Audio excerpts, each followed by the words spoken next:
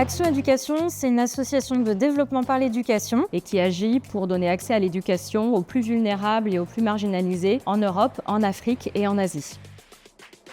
Les deux enjeux de la campagne, c'était donc de donner plus de notoriété à l'association qui souffre d'un petit déficit depuis qu'on a changé de nom. Le deuxième enjeu, c'était de soutenir notre activité de collecte de fonds puisque notre association est financée à 50% par les dons du grand public.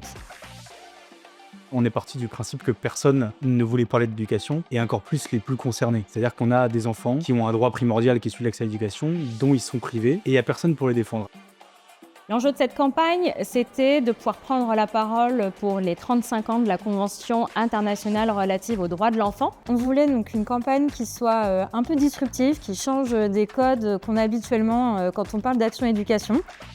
Ils sont arrivés avec ce concept qu'on n'aurait peut-être pas vu ailleurs avec une autre agence. Notre big idea, ça a été de faire hacker les émissions du PAF par les enfants, de les transformer en journalistes reporters pour défendre le sujet qui les concerne tous, l'accès à l'éducation. Dans un monde où les enfants ont la parole, ils prendraient l'accès aux médias, ils parleraient d'éducation.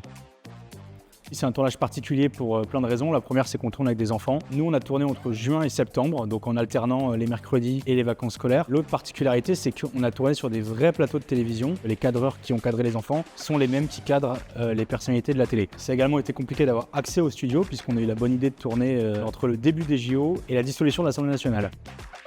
On a donné un budget extrêmement contraint à l'agence qui devait comprendre la production mais également le plan média et au total avec une enveloppe de 200 000 € hors taxes. On a dirigé ce film comme on aurait dirigé une émission de télé, c'est-à-dire qu'on était en régie avec parfois jusqu'à 8 caméras et nous derrière on a tout remonté pour compiler cet effet zapping.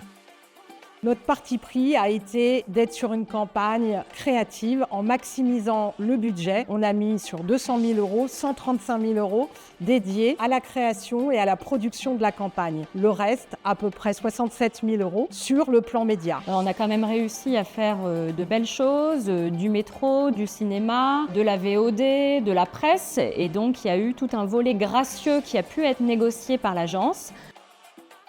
La valorisation du gracieux s'élève à plus de 300 000 € bruts. L'agence a négocié 13 pages quadrilles en presse magazine dans des médias élogieux comme Le Point. On a aussi négocié sur le film une diffusion sur tout le réseau France 3.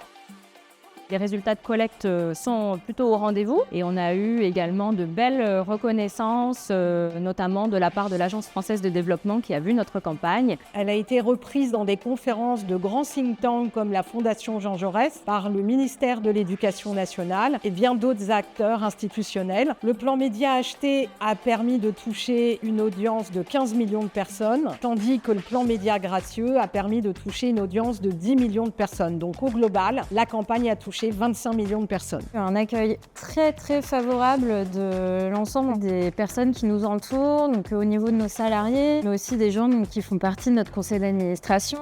On a adoré donner la parole aux enfants et on espère pouvoir continuer à capitaliser dessus en 2025. C'est un pari réussi en tout cas de faire cette campagne un petit peu qui sortait des sentiers battus et qui était disruptive.